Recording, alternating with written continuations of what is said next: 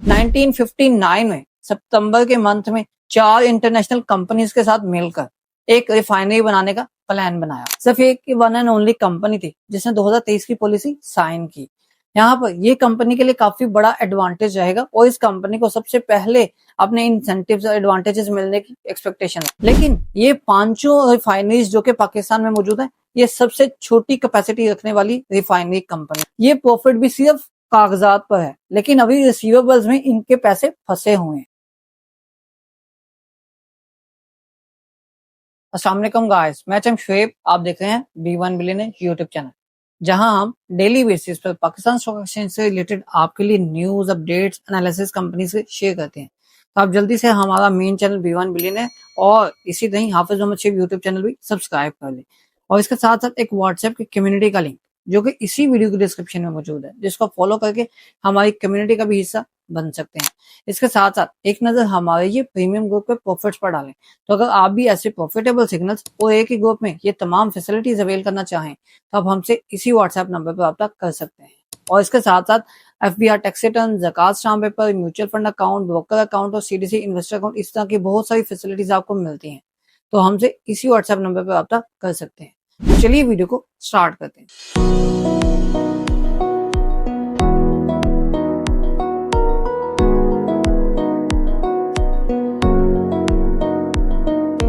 ये Pakistan Refinery limited, जिसके आज हम कंप्लीट एनालिसिस करने जा रहे हैं, ये जब से बनी तब से लेकर अब तक इसने अच्छा टाइम कम और बुरा वक्त ज्यादा देखा है।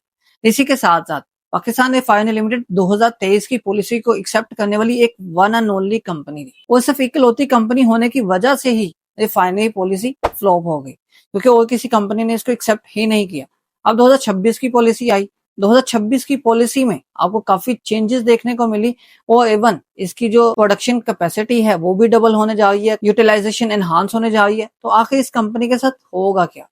लेकिन उससे पहले अगर हम हिस्ट्री की बात करें तो हिस्ट्री को देखते हुए पाकिस्तान रिफाइनरी लिमिटेड की शुरुआत हुई 1950 से, जब सोवियत यूनियन ने पाकिस्तान को एक ऑफर दी। ऑफर में कहा गया कि हम आपके पाकिस्तान के अंदर एक रिफाइनरी लगाते हैं। उस रिफाइनरी को लगाने की सिर्फ एक ही शर्त होगी कि उसमें सिर्फ और सिर्फ जो क्रूड ऑयल प्रोसेस किया जाएगा वो सोवियत यूनियन का होगा। तो इस डील को पाकिस्तान की गवर्नमेंट ने एक्सेप्ट नहीं किया।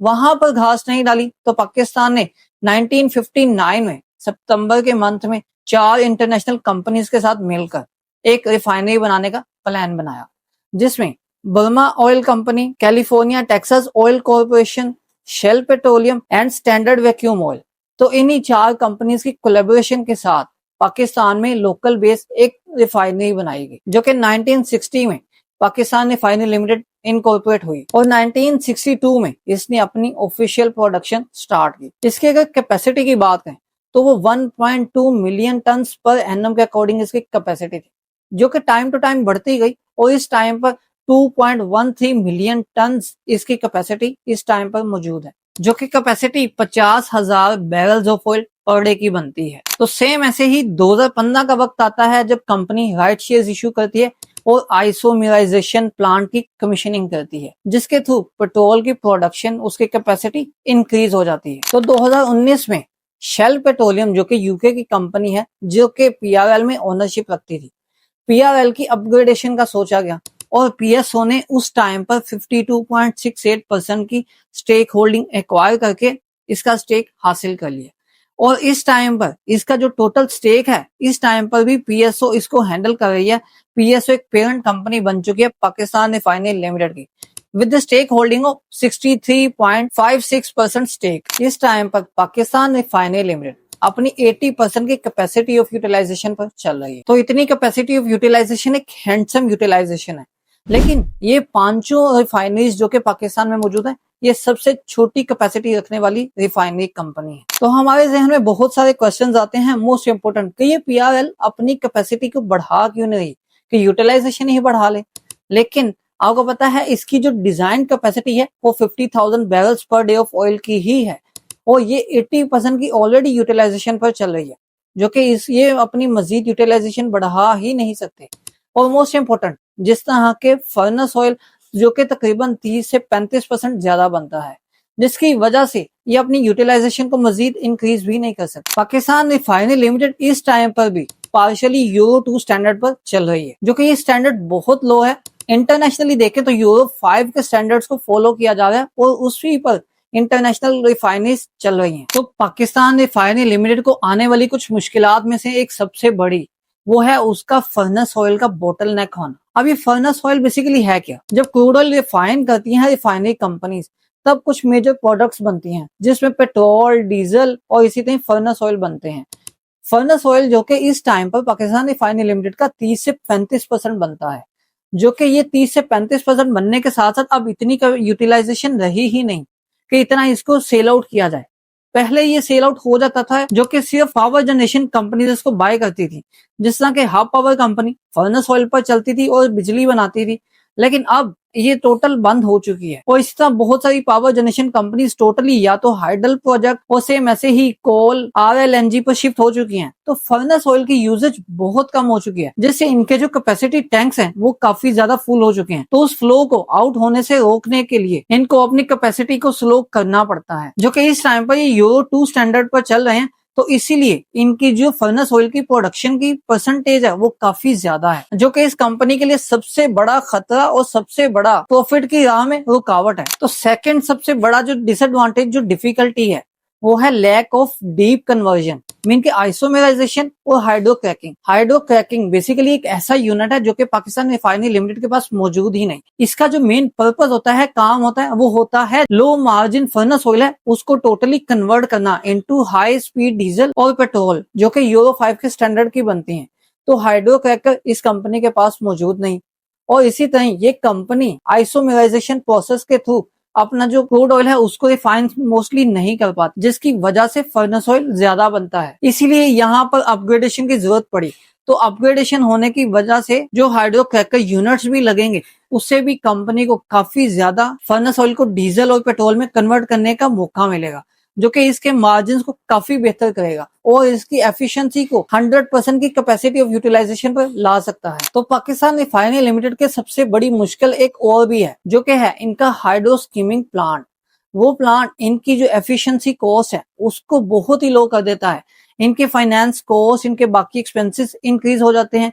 इसी तरह अगर इंटरनेशनल मार्केट में देखें तो वो डिस्काउंट रेट का इश्यू इनको फेस करना पड़ता है। बहुत सारे एक्सपेंसेस हैं जो कि इस कंपनी के लिए अपनी प्रोडक्ट्स को बनाने में जो कि सामना करना पड़ता है, वो इस कंपनी के लिए बिल्कुल भी अच्छे नहीं है। जो कि एक और थ्रेट पाकिस्तान रिफाइनरी लिमिटेड को ये तब तक रहेगा जब तक ये पाकिस्तान की गवर्नमेंट के हाथ में रहेगी, जो कि है सर्कुलर डेट का ट्रैप। ये सर्कुलर डेट का ट्रैप पाकिस्तान रिफाइनरी लिमिटेड के लिए भी एक फंदे की निस्बत साबित हो रहा है, जो कि ये पाकिस्तान रिफाइनरी लिमिटेड भी सर्कुलर डेट में ट्रैप होकर अपनी सेल्स को शो तो करवा सकती हैं, लेकिन एज अ रिसीवेबल इनकी अमाउंट स्टक रहती है, जो कि ये ना अपने कैश को यूटिलाइज कर सकते हैं, ना ही फर्दर इनमें आपको कोई अपग्रेडेशन देखने को इसी वजह से नहीं मिल रही, जो कि इस कंपनी के लिए सबसे बड़ा थ्रेट है। तो इस टाइम पर अगर शेयर होल्डिंग पैटर्न की बात करें तो ये पाकिस्तान स्टेट ऑयल, जो कि PSO है, इसकी पेरेंट कंपनी है, उसके पास 63.56% PRL की स्टेक होल्डिंग है, जो कि ये पेरेंट कंपनी है, इसके पास ही सारा स्टेक मौजूद है।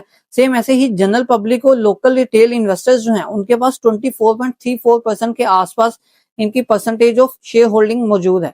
और इसके साथ साथ म्यूचुअल फंड्स और फाइनेंशियल इंस्टीट्यूशंस और इसके साथ बैंक्स में जो कि 6.68% स्टेक होल्डिंग PRL की मौजूद है। और PRL में नेक्स्ट जो है अदर फॉरेन इन्वेस्टर्स और इंश्योरेंस कंपनीज में जो कि 5.42% का स्टेक एक्वायर किए हुए हैं। तो यहाँ पर पाकिस्तान रिफाइनरी लिमिटेड की कोई सब्सिडी मौजूद नहीं, कोई सब्सिडी नहीं है, लेकिन सिर्फ एक ही एसोसिएटेड कंपनी है। तो इसके अगर हम फ्यूचर डिटेल्स को पहले देखें, देन हम इसकी वैल्यूएशंस पर आते हैं, जो कि 2023 में आपको पता है कि इसने पॉलिसी साइन कर ली थी।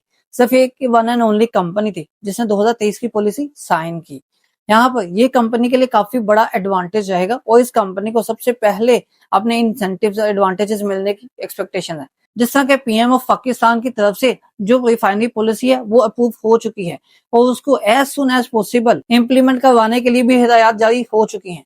अगर हम यहाँ पे बात करें तो उस पॉलिसी में जो हाईलाइटेड पॉइंट्स जिसका फायदा पाकिस्तान रिफाइनरी लिमिटेड और बाकी रिफाइनरी कंपनीज को होगा, जिसमें है GST एग्जेम्पशन ऑन मशीनरी, जो कि ये अपग्रेडेड प्रोजेक्ट के लिए इंपोर्ट की जाने वाली कोई भी प्लांट, इक्विपमेंट, मशीनरी जो भी होगा उस पर जीएसटी हटा दिया गया है। और इसी तरह सेकंड पॉइंट है 10% इंपोर्ट ड्यूटी प्रोटेक्शन, जो कि मोटर गैसोलीन और एचएसडी की इंपोर्ट पर 10% रेगुलेटरी ड्यूटी लगा दी गई है ताकि लोकल रिफाइनरीज को प्राइस प्रोटेक्शन मिल सके।